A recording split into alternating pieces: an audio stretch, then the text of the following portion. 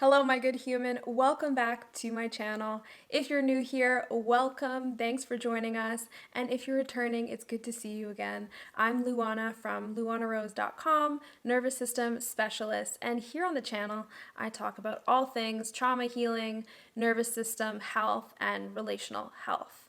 In this video, I'm showing you how to identify your date's attachment style.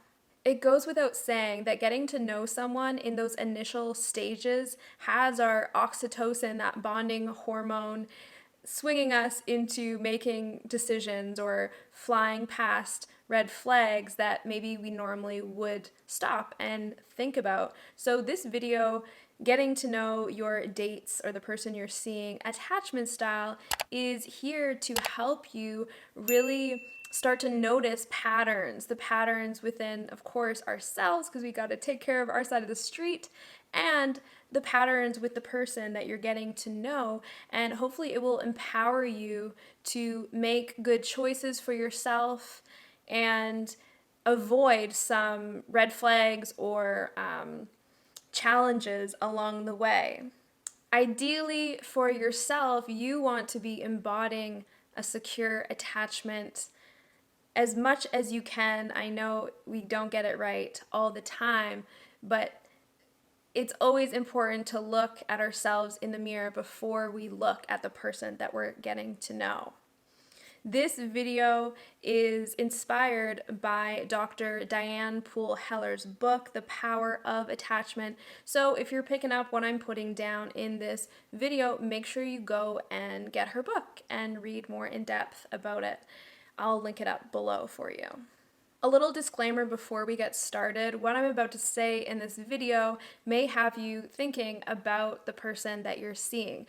Please don't jump to any conclusions. If you see a pattern developing over 3 or 4 times of the same pattern, then maybe it's helpful to question where the relationship is going and if you'd like to be involved, or maybe just exit and gain some more clarity for yourself and have that as the gem and the takeaway.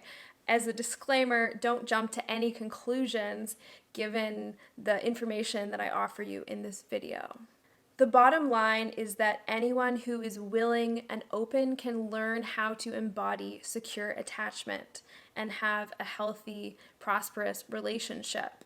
So as you go through this video, please don't get discouraged if you are resonating with some of these attachment tendencies or seeing that reflected within the person that you're getting to know. Because the bottom line is, with the right tools, openness, and willingness, any individual or individuals can learn the skills of secure attachment. So right off the bat, like attracts like. Most often, a securely attached individual and another securely attached individual will be attracted to each other because that's known, that's safe. So that is pretty obvious. And if a securely attached person and an insecure attached person, let's say like a avoidant tendency person, is attracted to someone that has more secure attachment, then it's really a jackpot for that person that lives more with those avoidant or insecure tendencies, because research actually shows that within 2 to 4 years of living and being in that romantic, intimate connection, mind you, it doesn't even have to be romantic or intimate, it could be just friends. Research shows that after 2 to 4 years of that insecure person living with that more securely attached person, that insecure person actually makes leaps and bounds in embodying their own sense of securely attached sense of self, which is really nice to hear if you are someone that resonates with either side of the coin. So it's backed by research. We can't argue that. Another common pairing that we see is a avoidant person. When I say avoidant person, I'm just not going to say tendencies or adaptations the whole time because it's like a mouthful. So another adaptation that we see is, or common pairing that we see, is an avoidant individual attracting or being attracted to an ambivalent or anxious, more anxious person. And this pairing seems to be drawn to one another. And if both parties are willing and open to work together with lots of education, compassion, and obviously a deep wanting to be in that relationship, it can work. But when things get rocky, that avoidant will need to retract and pull away and have space, where that ambivalent human, when things get rocky, they really need that closeness and that attention and connection. So it's basically like polar opposite, but with the right education, compassion, and communication, of course, that pairing can work long term. It just takes work. And if one of the individuals doesn't want to work on it, or you may find yourself, oh, I can resonate with being in that situation, I know I sure can, then, it can trigger some of our deepest relational wounds, and it can be very painful. So it's best to exit that type of dynamic if the other party isn't willing to work on embodying, that deep compassion and secure attachment skills. Another pairing, I'm sticking with the avoidant, and avoidant.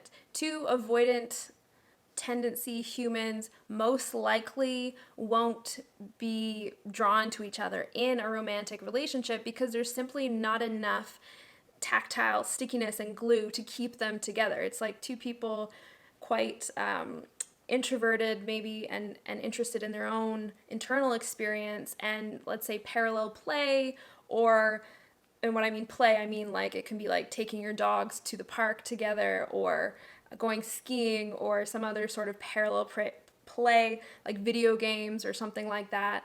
And these individuals, if they're both avoidantly attached romantically, they probably won't be a good match because there's just not enough glue to keep them connected, and that like bridge or that rainbow just isn't there because of the attachment styles.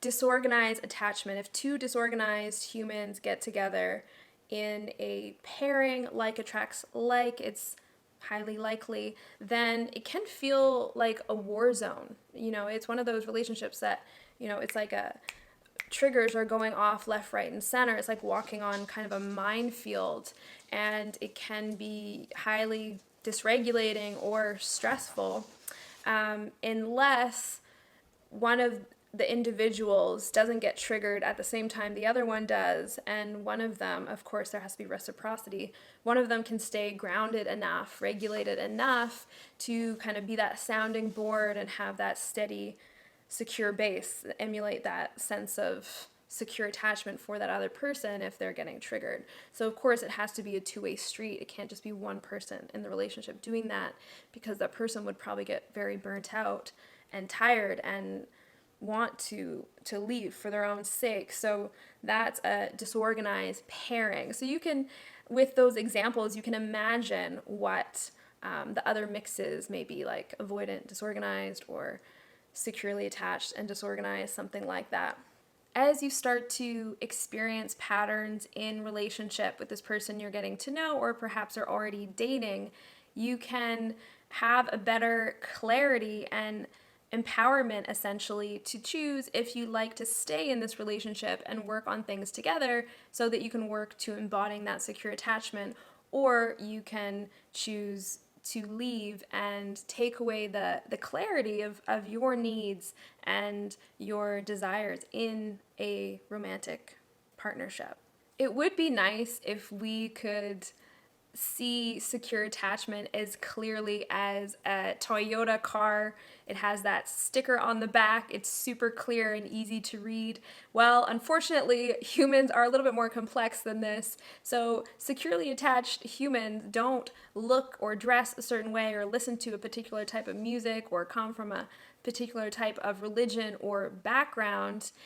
They're people that have had that secure attachment growing up, or have learned how to embody secure attachment, and naturally have this easeful way of connecting and reciprocating connection and essentially unconditional love, appreciation, and attention. So securely attached people, you can really feel that from them, that there's this ease in connecting with others, and They don't have to be perfect all the time or not have emotions or get frustrated, but there is this ease and this reciprocity within relationships, specifically romantic relationships with a securely attached person. So, what are some markers that you can look for, those green flags, when you're starting to get to know someone?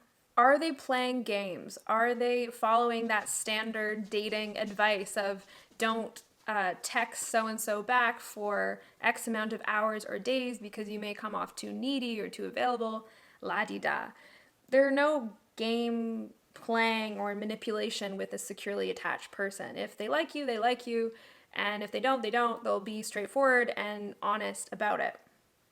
Talk about your needs. Talk about what you're looking for in a relationship.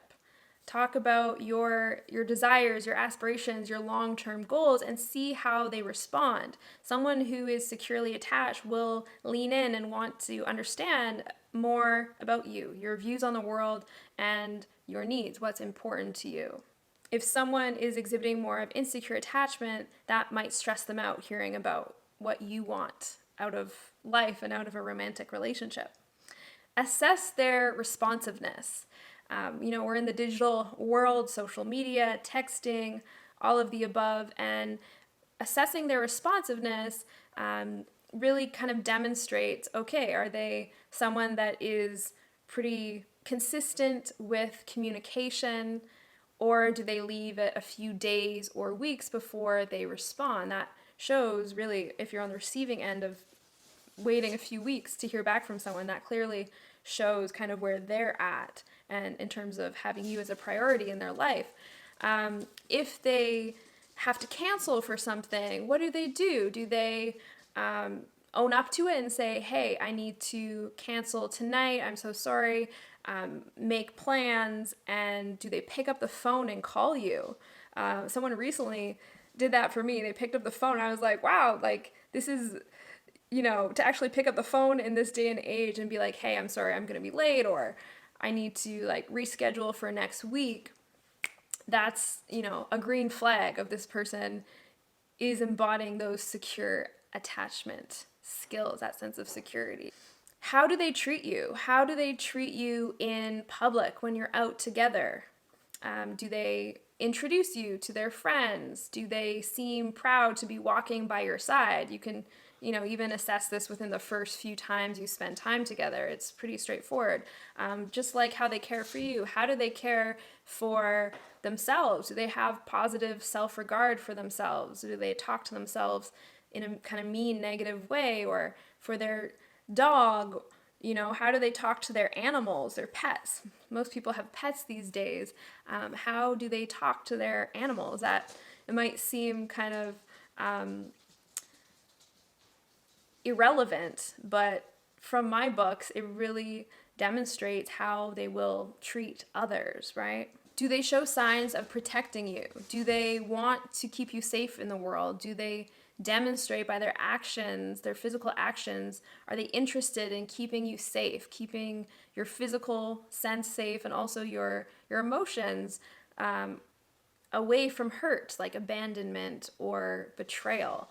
Is there a sense of protection that you feel when you're with this person? Do they avoid hurtful things or unkind actions or words, specifically towards you? And of course, it counts for other folks as well. It's an easy one is if you're out eating and you can look at how polite and kind is your date to the server or the waiter, depending where you are in the world. How do they show up naturally in that interaction with the people around you? Are they kind, or do they complain or have hurtful things to say? Very important. How willing and how easy is it for them to say sorry and initiate a repair after inevitable misunderstanding or miscommunication? People that are securely attached don't have an issue or an ego when it comes to saying, hey, I made a mistake, I'm sorry, let's make this better, let's fix this together. Take a trip together, take a vacation together for, a night or two, go to the next city or camping, and how do you work together as a team to make that happen? Who books the place, organizes the food, pays for stuff? How does that dynamic work? It's only 1 or 2 nights, so you can really start to understand where someone is coming from and how they work in a team dynamic, which we need for secure attachment. If you book a trip together and really see how does this person share responsibilities with me for this fun trip that we planned.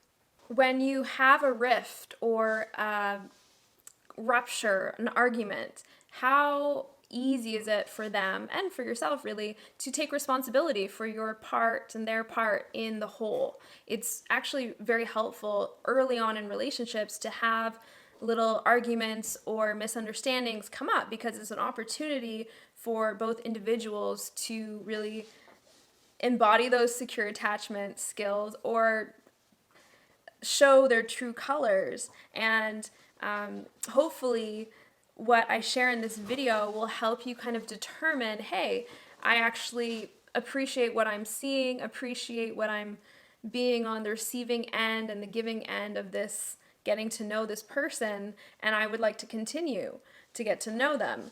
Or is it time to say, hey, I don't think this is going to work for me, it's time to exit?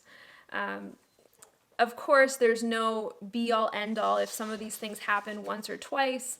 As I said in my disclaimer, don't make any final decisions, but they're meant to be little markers for patterns that we can view in ourselves and others.